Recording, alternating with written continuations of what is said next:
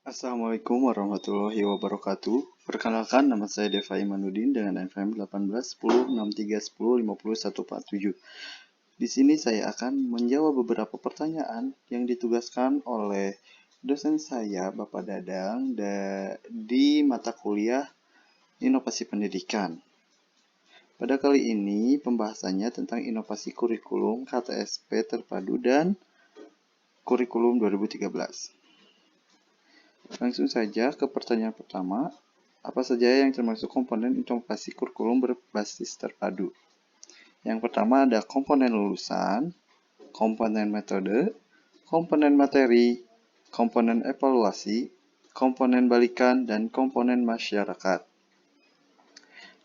Pertanyaan kedua, prinsip-prinsip yang menjadi dasar pengembangan inovasi kurikulum berbasis keterpaduan adalah prinsip-prinsip dari kurikulum keterpaduan. Yang pertama ada suasana lapangan atau keadaan lingkungan. 2. Pengembangan diri. 3. Pengembangan potensi individu. 4. Proses pembelajaran kelompok. 5. Pengulangan dan penguatan. 6. Pemecahan masalah-masalah. Dan yang ketujuh, sikap percaya diri. Pertanyaan yang ketiga, karakteristik kurikulum berbasis keterpaduan adalah karakteristik dari kurikulum keterpaduan. Yang pertama, berdasarkan filsafat pendidikan demokrasi Pancasila. Yang kedua, berdasarkan psikologi belajar Gestalt dan Field Theory. Yang ketiga, berdasarkan landasan sosiologis dan sosiokultural. Yang keempat, berdasarkan kebutuhan, minat, dan tingkat perkembangan pertumbuhan peserta didik. Yang kelima, ditunjang oleh semua mata pelajaran atau bidang studi yang ada.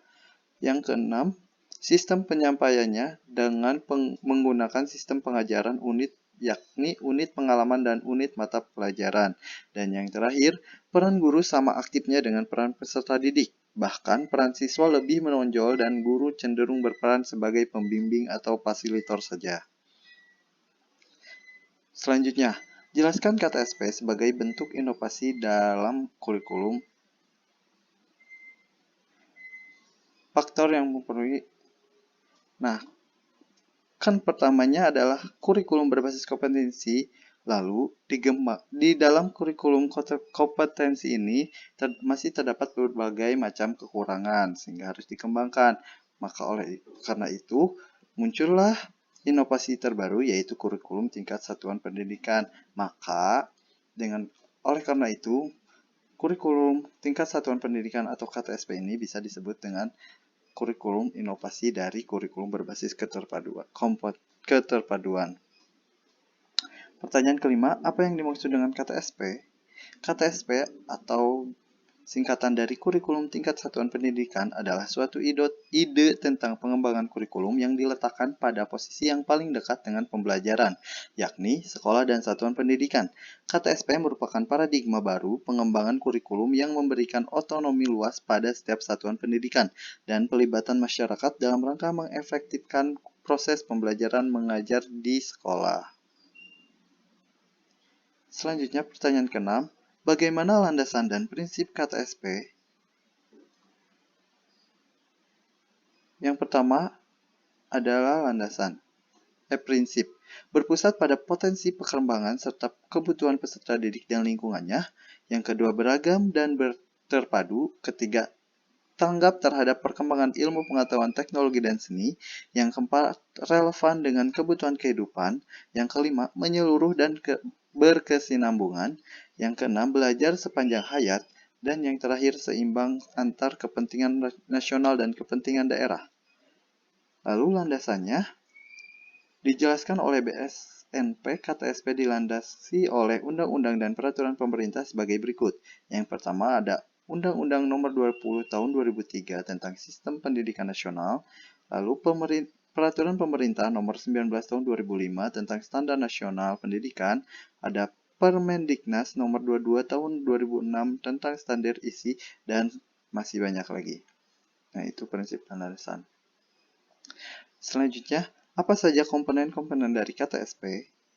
Komponen-komponen dari KTSP adalah Yang pertama adanya visi dan misi, lalu yang kedua adanya tujuan kurikulum tingkat satuan pendidikan, yang ketiga ada silabus, yang keempat ada struktur muatan KTSP, yang kelima ada rancangan pelaksanaan pembelajaran atau RPP, yang keenam kalender pendidikan.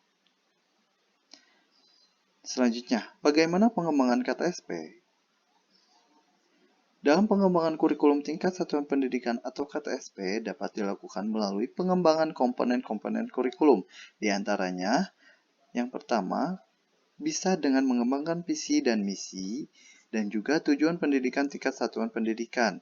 Nah, dalam pengembangan ini, satuan pendidikan lebih mengembangkan kepada visi dan misi dari pembelajaran dan juga tujuan pendidikan tingkat satuan pendidikannya.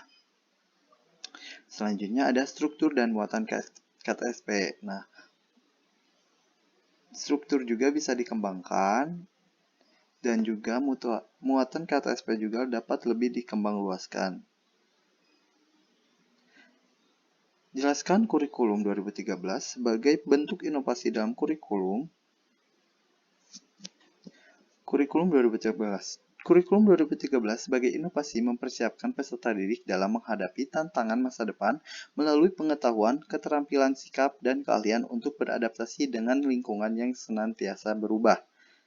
Nah, oleh karena itu, diciptakanlah kurikulum 2013 ini untuk mempersiapkan peserta didik dalam menghadapi tantangan masa depan. Selanjutnya, bagaimana karakteristik kurikulum 2013 yang disempurnakan? Karakteristiknya, yang pertama mengembangkan keseimbangan antara pengembangan sikap spiritual dan sosial, rasa ingin tahu, kreativitas, kerjasama dengan kemampuan intelektual dan psikomotorik.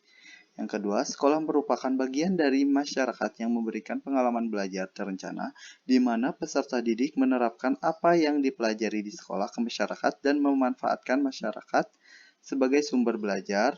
Yang ketiga, mengembangkan sikap, pengetahuan, dan keterampilan serta menerapkan dalam berbagai situasi di sekolah dan masyarakat. Yang keempat, memberikan waktu yang cukup leluasa untuk mengembangkan berbagai sikap, pengetahuan, dan keterampilan. Yang kelima, kompetensi dinyatakan dalam bentuk kompetensi inti, kelas yang dirinci lebih lanjut dalam kompetensi dasar mata pelajaran. Yang keenam, kompetensi inti kelas menjadi unsur perorganisasi atau organizing elements, kompetisi dasar di mana semua kompetisi dasar dan proses pembelajaran dikembangkan untuk mencapai kompetensi yang dinyatakan dalam kompetensi inti. Yang ketujuh, kompetensi dasar dikembangkan didasarkan pada prinsip akumulatif saling memperkuat, reinforced, dan memperkaya atau enriched antara mata pelajaran dan jenjang pendidikan atau organisasi horizontal dan vertikal. Selanjutnya, bagaimana landasan dan prinsip-prinsip kurikulum 2013 yang disempurnakan? Landasannya adalah landasan filosofis, psikologis, yuridis, yaitu Undang-Undang 1945 Pembukaan Alinea 4, Pasal 3, UU No 20 Tahun 2003 tentang Satuan Pendidikan Nasional, Undang-Undang Otonomi Daerah, Surat Keputusan dari Menteri Pendidikan, Surat Keputusan dari Dirjen Dikti, Peraturan-Peraturan Daerah, dan sebagainya. Sedangkan untuk prinsipnya ada prinsip relevansi, fleksibilitas, kontinuitas, efisiensi, dan prinsip efektivitas. Apa saja komponen-komponen kurikulum 2013 yang disempurnakan? Komponen kurikulum 2013 yang disempurnakan ada tujuan, evaluasi, organisasi kurikulum, strategi pembelajaran, dan materi. Bagaimana rasionalisasi kurikulum 2013 yang disempurnakan? Perubahan yang sangat mendasar pada kurikulum 2017 pada semua mata pelajaran adalah materi disusun seimbang mencakup kompetensi sikap, pengetahuan, dan keterampilan. Pendekatan pembelajaran berdasarkan pengamatan, pernyataan, pengumpulan data, penalaran, dan penyajian hasil melalui pemanfaatkan sebagai sumber-sumber belajar atau biasa disebut dengan pendekatan saintifik. Dan penilaian otentik pada aspek kompetensi sikap, pengetahuan, dan keterampilan berdasarkan portofolio. Mungkin cukup sekian saja yang bisa saya sampaikan. Kurang dan lebihnya mohon dimaafkan. Wabillahi taufiq wa hidayah. Wassalamualaikum warahmatullahi wabarakatuh.